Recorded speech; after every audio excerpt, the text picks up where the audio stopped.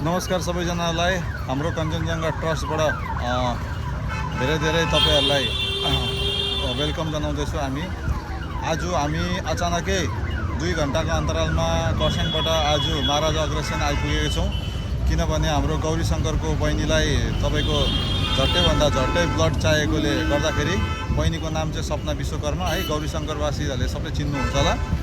उहाँलाई ब्लड चाहिएको खण्डमा चाहिँ हामी झट्टै म र हाम्रो प्रेसिडेन्ट सर आइपुगेका छौँ। यहाँनिर ब्लड चाहिँ तपाईहरूले दिनु जरुरी छ भन्ने कारण चाहिँ यही हो। इमर्जेन्सीमा तपाईँले ब्लड खोज्दाखेरि तपाईँले कहीँ पनि पाउनु हुँदैन र एनजिओमा यसरी तपाईँले ब्लड डोनेसन क्याम्पहरू गरिरहनु भएको छ भने चाहिँ आज तपाईँको झुमा राई र झुमा राईको बाबाले दिनुभएको थियो तपाईँको ब्लड। उहाँको ब्लड चाहिँ तपाईँको आज उहाँलाई सहयोग पुग्यो भनौँ न। त्यसरी हामीले अहिले काम गर्दैछौँ है। अगाडिको दृश्य हामी अगाडि देखाउनेवाला छु तपाईँलाई। नमस्कार, हामी ब्लड ब्याङ्कबाट अहिले सपना बहिनीलाई ब्लड दिनुको लागि उसको हस्बेन्ड भएकोमा आएको छु। अब उहाँ आएर हामी सपना बहिनीलाई ब्लड दिनेछौँ। ल साथीभाइहरू, हामी तपाईँको सपना बहिनीको लागि ब्लड दिनु आइपुगेका छौँ है। ब्लड चाहिँ यहाँ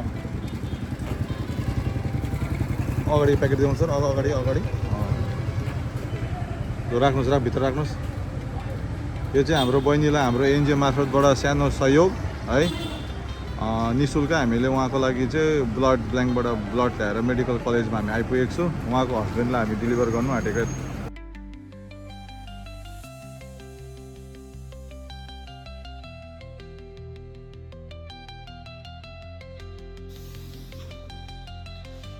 गाइस, अहिले हामी आइसकेका छौँ अफिसमा। अघि हामीले भेटेको थियौँ तपाईँलाई सिलगढी, अघिको दृश्य जो देखाएको थियो त्यो सिलगढी मेडिकल कलेजको थियो, जो चाहिँ हाम्रो बहिनी पेसेन्ट गौरी शङ्करको अचानक उहाँलाई ब्लडको कमी भएर ब्लड हामी भर्खरै नै उहाँलाई एरेन्जमेन्ट गरेर ब्लड दिएर आएको है।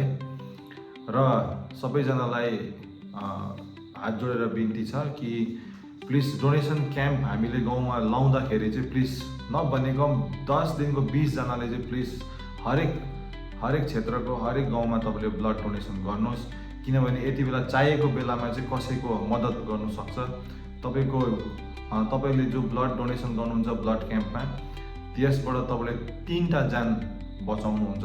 जस्तो कि आज तपाईँको फेरि पनि म नाम लिन्छु है, झुमा म्याम, झुमा राई, गौरी शङ्कर, उहाँले अस्ति माथि ब्लड क्याम्प हुँदाखेरि उहाँले ब्लड डोनेसन गर्नुभएको थियो, उहाँ र उहाँको फादरले, बाबाले।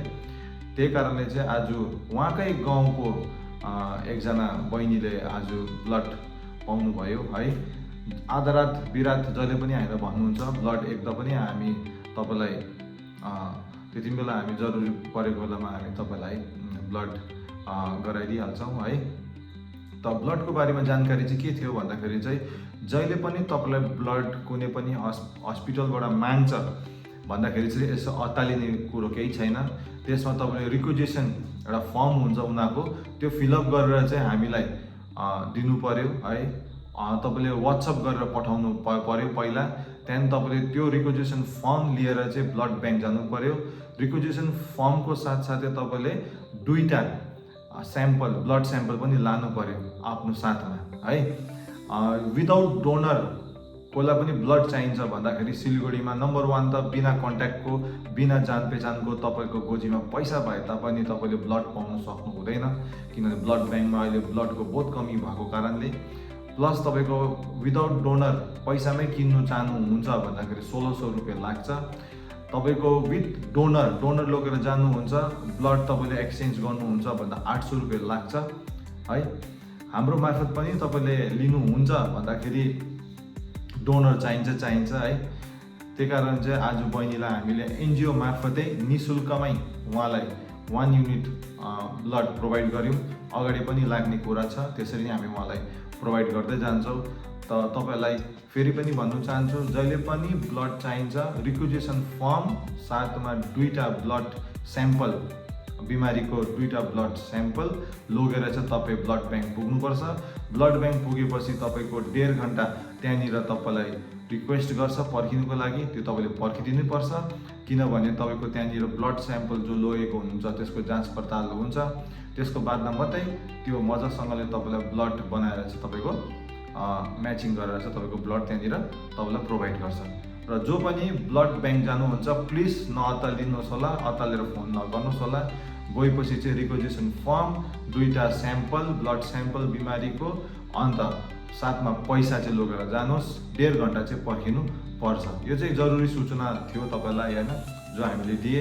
त हाम्रो मेम्बरहरूलाई अहिले पनि म भन्न चाहन्छु, यो चाहिँ खुसीकै कुरो हो। जहिले पनि हाम्रो मेम्बरहरूलाई रात बिरातमा, सिर्फ मेम्बरहरूलाई जहिले पनि रात बिरातमा तपाईँलाई ब्लड चाहिन्छ तपाईँ पाउनु सक्नुहुन्छ। त आज हामी सर र म अफिसमा आइसकेको छौँ।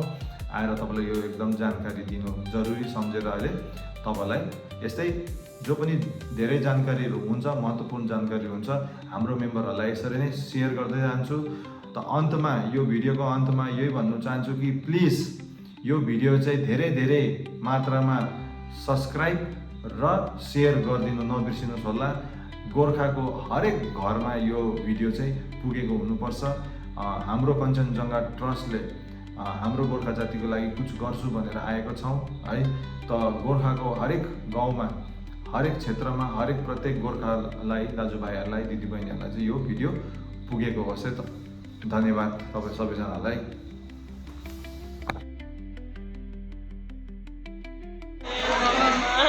Mana?